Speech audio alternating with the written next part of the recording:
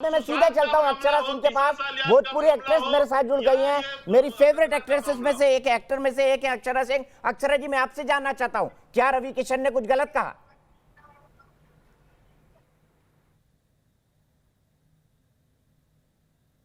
मेरे ख्याल से अक्षरा तक मेरी आवाज नहीं जा रही। अक्षरा, सुन पा रही है मुझे आप? जी जी, मैं सुन रही हूँ।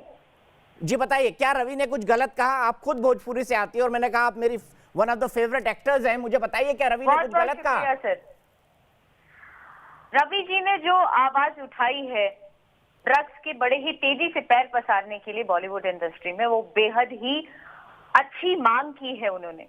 उन्होंने कहीं से कुछ गलत नहीं कहा है। फिर इतना ज्यादा चिट्टक लग जाना बेहद शर्मनाक है। शर्मनाक है। सवाल यह है कि शिवसेना क्यों तारीफ कर रही है जया बच्चन की? किशोर तिवारी जी, आप देश की आवाज सुन रहे हैं, कोई आदमी इस वक्त शिवसेना के साथ नहीं खड़ा हुआ है। देश की बहस के जितने दर्शकों को जुड़ा है, उसके बाद अरुण बख्शी जी के पास जाऊंगा। अक्षरा जी भी यही बातें बोल रही हैं। क्यों भाई?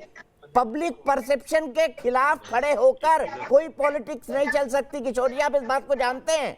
आपने कहा आपके बाल उड़ गए हैं, वाकई बाल उड़ गए, और आपने धूप में नहीं उड़ाए, उम्र के साथ उड़ाएं। पब्लिक परसेप्शन के खिलाफ खड़े होके आप कैसे चल लेंगे महाराष्ट्र के अंदर?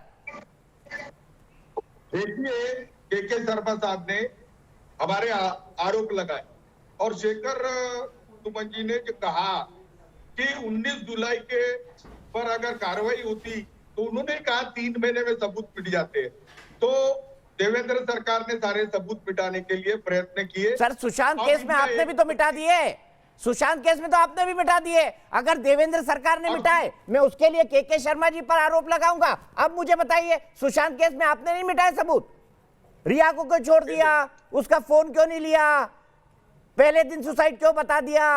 अनिल देशमुख सुसाइड की थ्योरी क्यों देते रहे?